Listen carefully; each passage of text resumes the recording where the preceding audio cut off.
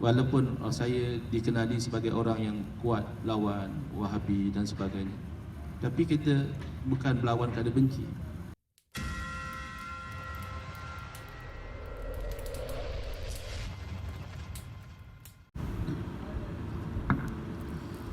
Assalamualaikum warahmatullahi wabarakatuh. Waalaikumsalam warahmatullahi wabarakatuh. Bismillahirrahmanirrahim. Alhamdulillahi rabbil alamin. Wa afdalus salati wa atammu taslimi ala sayyidina Muhammadin wa ala alihi wa sahbihi ajma'in. Rabbi syrah li sadri wa yassir li amri wahlul 'uqdatam min lisani yafqahu qawli. Subhanaka la ilma lana illa ma 'allamtana innaka antal alimul hakim. Allahumma akhrijna min zulumatil wahmi wa akrimna binuril fahmi waftah alaina bima'rifatil ilmi wa sahhil akhlaqana bil hilm waj'alna mimman yastami'una al-qawla fayattabi'una ahsana. Allahumma ati nufusana taqwaha wa zakkiha anta khairu man zakkaha anta waliyuha wa maulaha. Allahumma arinal haqqa haqqan warzuqna ittiba'ah wa arinal batila batilan warzuqna ijtinabah. Allahumma anfa'na bima 'allamtana wa 'allimna ma yanfa'una wa zidna ilma wa huda. Amma ba'd. Alhamdulillah, kepada pengerusi majlis yang saya hormati, Al-Fadil Al-Mukarram Al-Habib Syekhuna Tuan Guru Syekh Nuruddin Marabu Al-Banjari Al-Makki, hafizahullah ta'ala wa nafa'ana Allahu bihi wa bi'ulumihi fid daraini amin. Yang saya hormati dan yang saya baru berkenalan, Al-Fadil Ustaz Zamri bin Hashim. Sebelum ni saya sudah berkenalan dengan Ustaz Zamri bin Hashim juga, Timbalan Mufti Negeri Perak. Jadi kata bercerita dalam perjalanan tadi, kata Ustaz Zamri pernah beliau dijemput ke satu masjid untuk berkuliah. Sampai-sampai masjid dia perbuh poster gambar Timbalan Mufti. Mungkin dia pakai Google saja. Seterusnya kepada rakan-rakan yang hadir daripada jemaah tabligh dan saya muliakan tulabul ilmi. Masya Allahu kan wa ma lam yasha lam yakun. Pada tahun lepas, bunyi macam jauh semalam lah. Tahun lepas tu semalam lah, berlaku dua safar yang luar daripada jangkaan saya. Yang pertama adalah safar haji. Alhamdulillah, bulan haji yang lalu saya dan isteri serta ibu mertua dapat menunaikan haji. Yang mana sebelum ini saya sudah alhamdulillah menunaikan haji sebanyak 2 kali. Tetapi yang belum pergi haji isteri saya. Jadi isteri saya ni kadang-kadang dia ada angan-angan nak beli tu, nak beli ni. Saya yang selalu peringat dekat dia, haji tu tak buat lagi tu. Mana bagi aulawiyat pada kerja haji dulu. Nak beli-beli tu boleh tangguh lagi. Tapi takdir Allah Ta'ala, bila nak pergi tu, Allah campak keinginan yang kuat tu dalam hati dia. Dulu saya dah bagi galakan, tapi bila dia kata dia nak pergi, saya tak terkejar.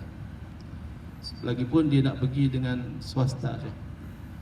Jadi swasta ni tinggi, tak termasuk dalam bajet saya. Cuma saya tanam dalam hati saya, kok mana pun kalau nama ada dalam senarai tetamu Allah Ta'ala di Padang Arafah, saya akan sampai. Tapi kalau tak ada dalam senarai, saya pernah dengar cerita satu orang ustaz dah sampai di airport Jeddah, tak boleh masuk pasal pasport tertinggal dalam flight. Maknanya tak ada dalam senarai. Dan alhamdulillah, macam mana Allah cukupkan. Dalam ada setengah tu tak disangka-sangka lah, Allah cukupkan. Dan alhamdulillah pada di Arafah tu memang terasa sangat, ya Allah, rupanya tak disangka-sangka saya ni tetamu kepada Allah pada tahun tersebut, tahun lepas. Safar yang kedua adalah safar yang saya ada sekarang ni di Yaman. Memang adalah cita-cita nak datang ke bumi Tarim kerana mendengarkan pelbagai kisah yang bagus, yang menyentuh hati, dan juga kerana kalau istilah orang biasanya ada niat nak balik kampung lah. bukan kampung saya sebenarnya, kampung nenek moyang dahulu, ada niat. Tapi bila, jawapan yang paling selamat kalau orang tanya bila antum nak kahwin, bila antum nak ni, jawapan paling selamat adalah insya-Allah lepas raya. Tapi raya apa, raya tahun bila, wallahu alam lah, yang pasti lepas raya. Itu insya-Allah tak berbohong. Jadi saya tu tak tahulah bila nak datang tu. Takdir Allah Ta'ala jumpa dengan Abi, dengan Syekhuna di Ipoh. Dan pada masa itu pun saya tak kenal lagi Al-Fadhil Ustaz Irfan. Jadi Ustaz Irfan buka mulut ajak mai ke Yaman ni depan Abi. Jadi seolahnya jemputan tu bagi saya daripada Syekhuna. Jadi bagi saya kalau guru sendiri yang ajak, tidak tu bukan pilihan. Dia kira ya tu duit apa tak kira lagi. Pada masa tu saya kata saya pergi. Jadi isteri pun terkejut. Betul ya, tak ada bunyi apa pun tiba-tiba nak pergi Yaman. Saya kata kalau saya confirm nak ikut tak ikut tu nombor 2. Untuk saya insya-Allah confirm saya pergi. Tapi alhamdulillah takdir Allah Taala saya sampai di sini, isteri sampai dan anak saya juga sampai di sini. Itulah kita kata apa yang Allah Taala tentukan tu pasti akan berlaku dan pasti ada hikmah. Jadi kalau datang pun tidak ada perancangan, apatah lagi nak bercakap di depan ni, memang tak ada perancangan lah. Jadi macam Ustaz Zamri sebut tadi, dia kata ada rasa malu, ada rasa bukan kita tu nak ifadah tapi nak istifadah. Apapun saya ada syak juga dengan Ustaz Zamri ni. Pasal dia duduk sembang-sembang tu dapat tahulah kata Ustaz Zamri ni berkahwin dengan anak tok guru dia. Jadi saya terfikir dalam otak, kalau orang kahwin anak tok guru mesti ilmu dia hebat lah. Jadi tadi syok lah. Tapi bila dia bercakap alhamdulillah, syok tu naik jadi yakin. Jadi alhamdulillah syukur ya Allah takdirkan dapat juga satu rihlah dengan insan-insan yang istimewa. Jadi moga-moga Allah memberi manfaat kepada kita daripada suhbah tadi. Qala habibuna wa sayyiduna wa rasuluna Sayyidina Muhammad sallallahu alaihi wasallam, ad-dinun nasihah. Kalau kita terjemahkan hadis Nabi SAW yang diriwayatkan oleh Sayyidina Tamim Ad-Dari radhiyallahu taala anhu, agama adalah nasihat. Tetapi kalau kita lihat lanjutan daripada hadis tersebut, bukan nasihat sebagaimana yang kita faham, macam kita nasihat kawan kita ataupun mak ayah kita nasihat kita. Sebenarnya dia lebih luas daripada itu. Kuna liman ya Rasulullah. Lalu kami tanya, nasihat itu buat siapa wahai Rasulullah? Lalu Nabi SAW menjawab, lillahi wa li kitabihi wa li rasulihi wa li a'immatil muslimina wa ammatihim. Rawahu Muslim. Jadi saya ambil peluang dalam masa yang ada ni untuk kita sentuh tentang hadis ini, kerana bila disebut ad-dinun nasihat, seperti disebutkan al-hajju Arafah. Haji itu adalah wukuf di padang Arafah. Padahal setiap orang yang buat haji, dia tahu selain daripada wukuf di Arafah, banyak lagi kerja-kerja haji yang kena buat. Bukan wukuf di Arafah saja, tetapi disebut al-hajju Arafah ai imadu. Tiang tonggak yang utama sekali adalah wukuf di Arafah. Maka bila disebut ad-dinun nasihah, maka tiang tonggak yang utama sekali agama kita adalah an-nasihah. Jadi an-nasihah dalam hadis bermaksud al-ikhlas. Agama itu terbina di atas keikhlasan. Jadi saya perhatikan, wallahu ta'ala a'lam, perjalanan sebahagian daripada orang, dia jadi sengit. Asalnya nampak elok dah, kemudian dia jadi orang utara kata gelong, betul kan? Orang Terengganu kata, orang Kelantan kata apa? Sengit. Langgori. Naik motor langgori. Pergi tahu yang yang tepi jalan tu ada besi tu, rel. Jadi kalau langgar rel memang menang rel. Yang kalah yang langgar lah. Tapi bila saya perhatikan, kemungkinan dia bermula daripada bidayahnya tu, dia sebenarnya nak apa? Dia menuntut ilmu, kenapa? Dia berdebat, kenapa? Dia mendalami ilmu dalam satu bidang, kenapa? Kalau bukan kerana Allah SWT, waliyazubillah, nanti akhirannya akan jadi tidak elok. Pertama, Nabi SAW menjawab, an-nasihatu adalah lillah, untuk Allah Ta'ala.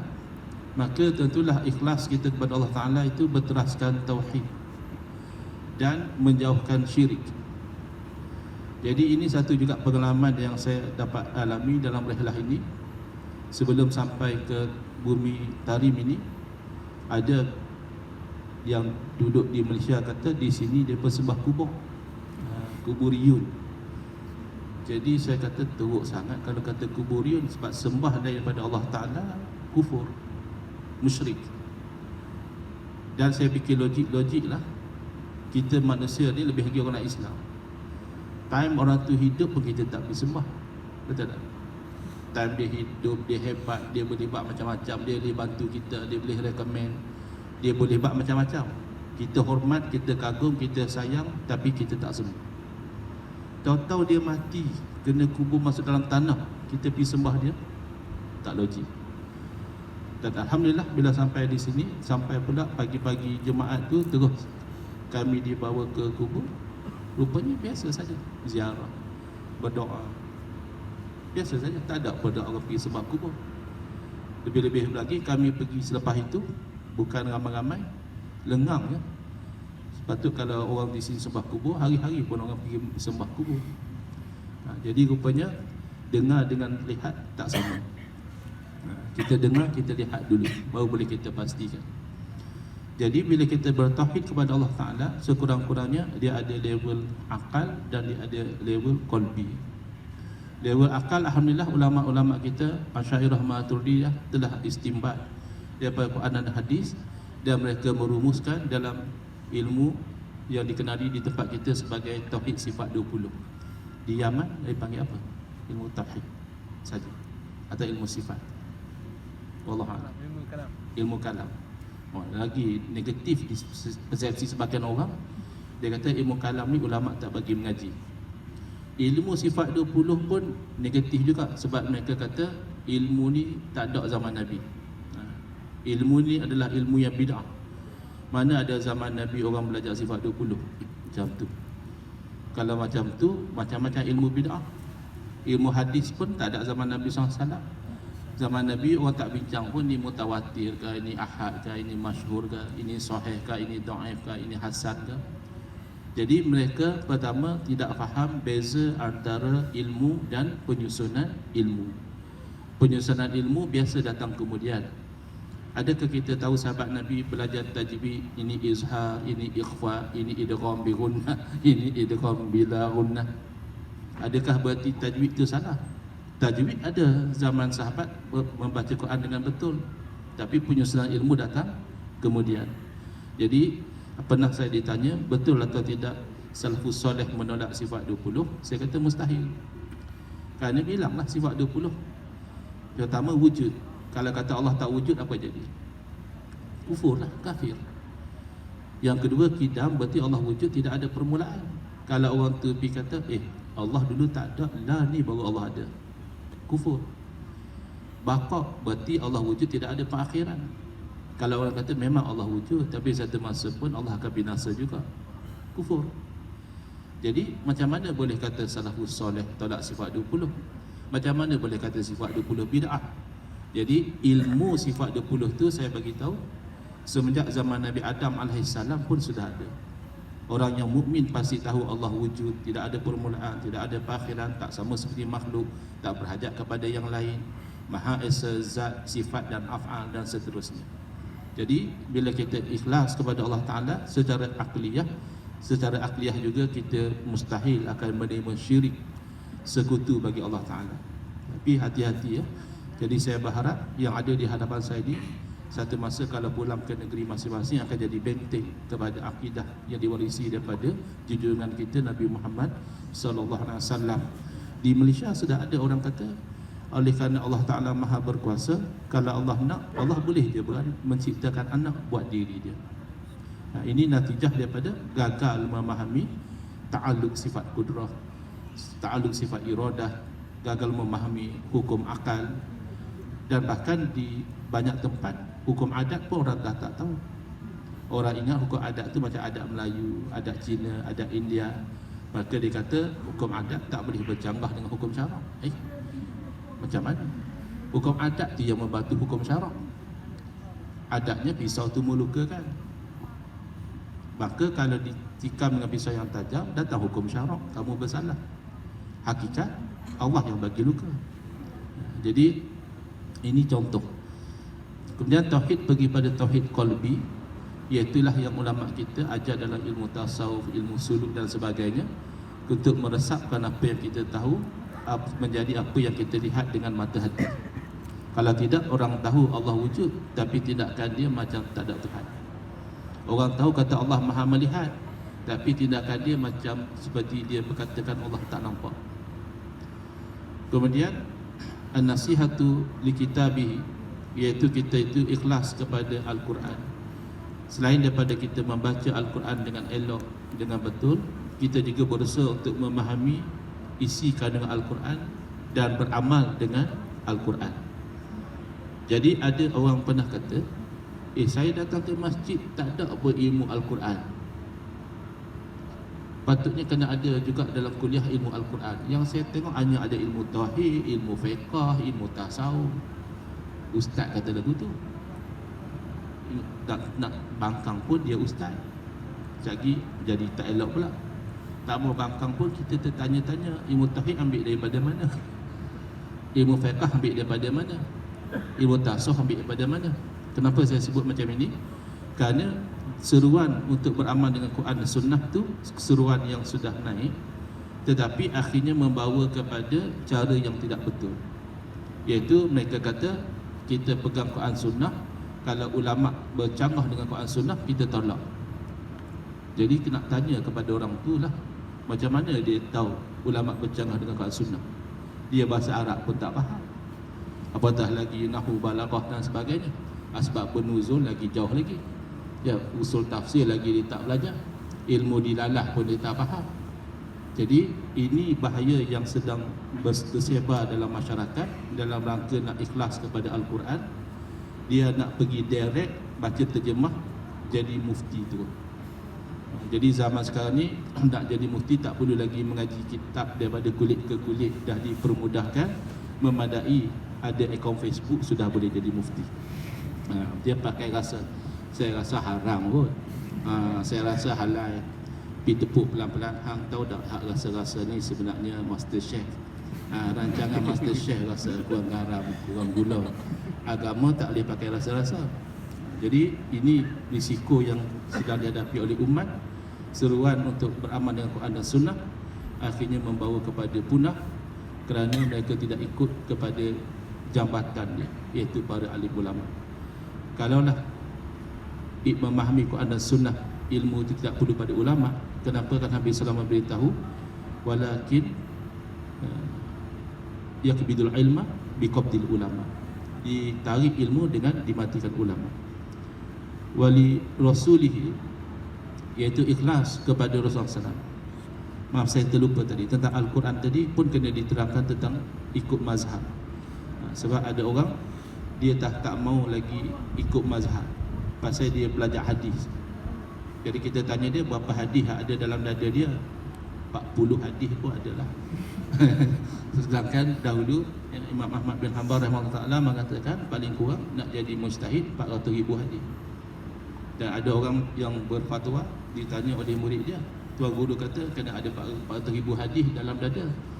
Tuan guru adakah 400,000 hadis dalam dada? Tak ada.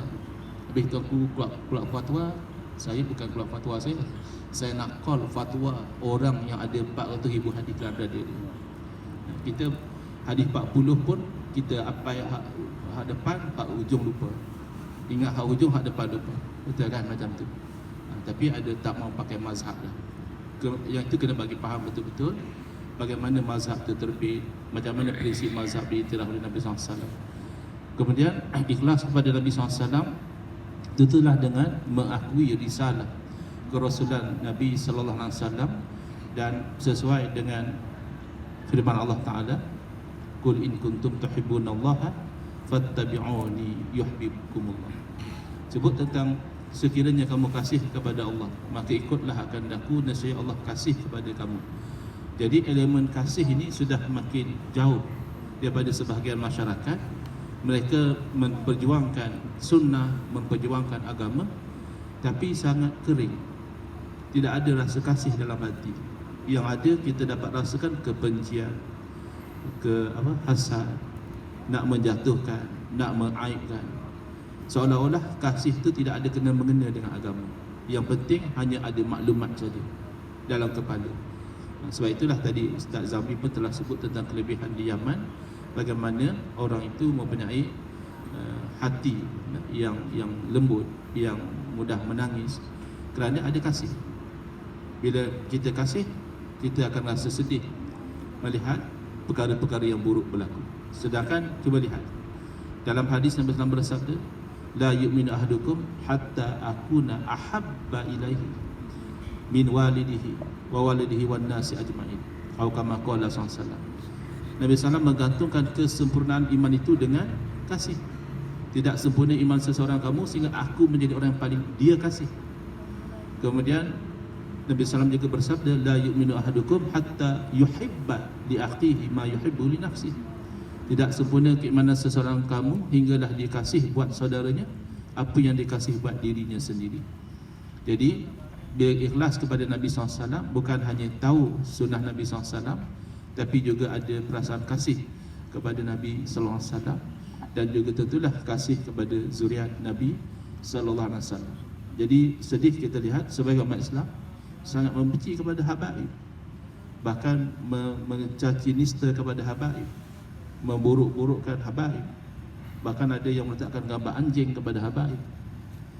Jadi saya selalu bercerita macam ini, keturunan Nabi SAW tidak seperti Nabi SAW daripada sudut mereka tidak maksum. Yang maksum hanya Nabi SAW. Keturunan Nabi boleh tersilap, boleh buat maksiat, boleh itu dan ini.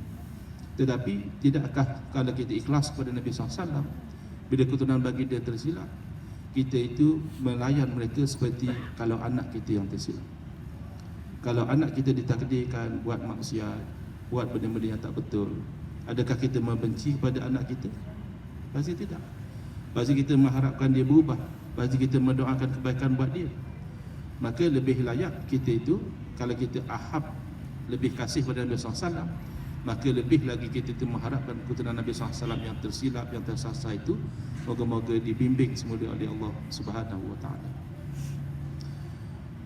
Wali a'immatil muslimin, dan ikhlas kepada pemimpin umat Islam, kata para alim ulama, adalah dengan membantu mereka dalam perkara kebaikan, menasihati mereka, menegur mereka dalam perkara-perkara yang salah. Kerana sebahagian daripada antum insya-Allah nanti akan bergeser bahu dengan para pemimpin. Allah akan letakkan pada kedudukan yang boleh bersembang direct dengan pemimpin. Mungkin boleh WhatsApp terus kepada Perdana Menteri dan sebagainya. Maka pada ketika itu untuk apa? Jadi saya selalu sebut kepada kawan-kawan, hubungan kita dengan orang politik, orang pemimpin adalah kita mempergunakan mereka untuk agama. Bila kita mempergunakan orang berkuasa untuk agama, mereka jadi orang yang berguna. Tapi wa'azubillah, kalau kita dipergunakan oleh mereka untuk politik mereka, orang agama dipergunakan oleh orang politik, maka kita menjadi orang yang paling tak berguna. Na'udzubillahi min zalik. Jadi kita akan jadi ilmu untuk dijual, for sale. Nak fatwa macam mana? Bayar saja. Nak haram ada cara dia, nak halal ada cara dia, nak halam juga boleh, CP-CP. Yang terakhir, sudah dapat kad merah, kad kuning, iaitu li ammat wa ammatihim, memadailah dengan kita beramal dengan hadis yang disebutkan tadi, iaitu tidak sempurna keimanan seseorang sehingga dia kasih buat saudaranya apa yang dia kasih buat diri dia sendiri. Jadi saya ambil contoh yang mudah saja. Walaupun saya dikenali sebagai orang yang kuat lawan Wahabi dan sebagainya, tapi kita bukan berlawan kerana benci. Pernah ada orang yang lawan Wahabi, dia nak dedahkan aib peribadi satu orang tokoh Wahabi. Saya yang larang, saya kata jangan. Kita lawan Wahabi kerana ideologi dia. Jangan buka aib peribadi dia, seolah-olah kita benci batang tubuh dia. Jadi hati-hati ya, dalam kita berdepan dengan golongan macam ini, jangan sampai kita dipenuhi dengan kebencian. Biar kita tu ada kasih kepada dia, kita berlawan dengan dia tu dengan harapan dia terbuka fikiran atau orang lain tidak sampai terpengaruh dengan dia. Jadi insya-Allah sebagaimana kita buat apa yang kita kasih orang buat kepada kita, dan kita cegah daripada melakukan apa yang kita tak suka orang lakukan kepada kita, insya-Allah kita akan ada keikhlasan kepada semua umat Islam. Saya mohon maaf atas kesilapan. Moga-moga Allah ampunkan kesalahan saya, dan apapun Allah jadikan sebahagian daripada apa yang saya katakan ini manfaat bagi kita di dunia dan akhirat. Hadza wabillahi taufiq wal hidayah. Wassalamualaikum warahmatullahi wabarakatuh.